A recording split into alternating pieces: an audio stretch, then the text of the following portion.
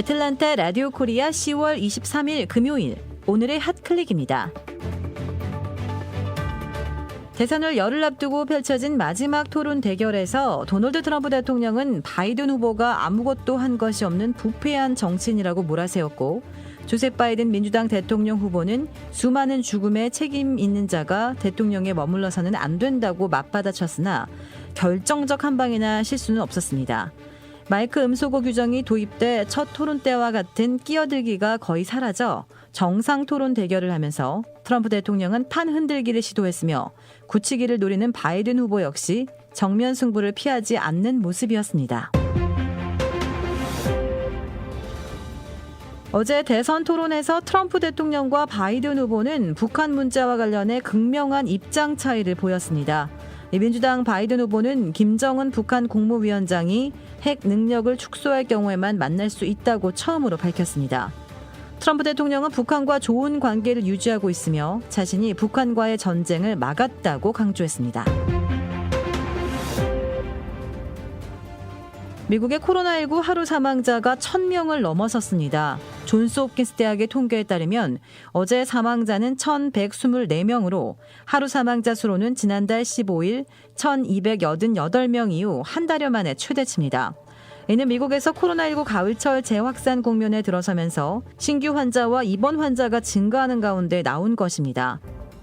한편 어제 기준 조지아의 코로나19 누적 확진자 수는 34만 5천 명을 넘어선 가운데 1,800명이 넘는 신규 확진자가 발생했습니다. 어제 추가 사망자가 27명 늘어나 누적 사망자 수는 7,729명을 기록했습니다.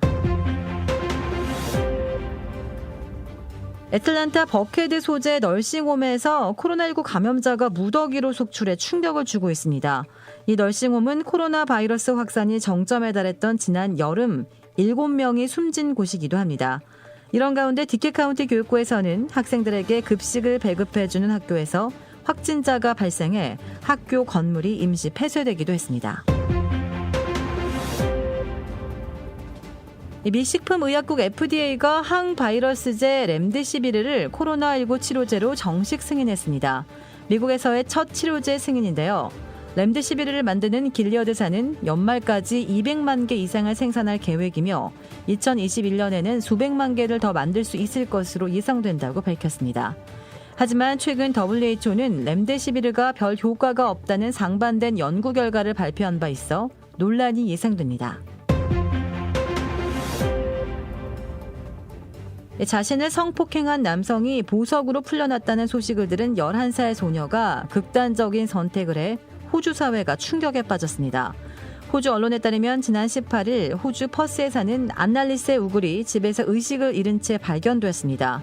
우글 양은 퍼스 어린이병원으로 옮겨져 치료를 받았지만 결국 사망했습니다. 11살 우글 양은 할머니와 아버지를 차례로 여의며 정신적으로 고통을 겪고 있었으며, 게다가 자신을 지속해서 성폭행한 피터 프레데릭 훔즈가 보석금을 내고 석방됐다는 소식을 듣고 큰 충격을 받은 것으로 알려졌습니다. 우글은 자신과 가까운 곳에 사는 훔즈가 자신을 찾아올까 봐 불안해하다가 결국 극단적인 선택을 한 것으로 전해졌습니다. 도라빌에 위치한 유명 골프 브랜드 공식 딜러 노스크레스트 골프샵이 새롭게 확 바뀌었습니다. PGA 프로골퍼가 내 몸에 꼭 맞는 골프채를 추천해드립니다. 노스크레스트 골프. 최고의 맛, 최고의 서비스.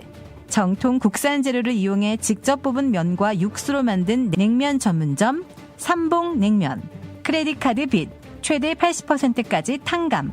크레딧은 지켜드리고 빚은 줄여드리는 O3 컨설팅이 오늘의 핫클릭을 후원합니다. 이상 애틀란타 라디오 코리아 10월 23일 금요일 오늘의 핫클릭의 고지선이었습니다.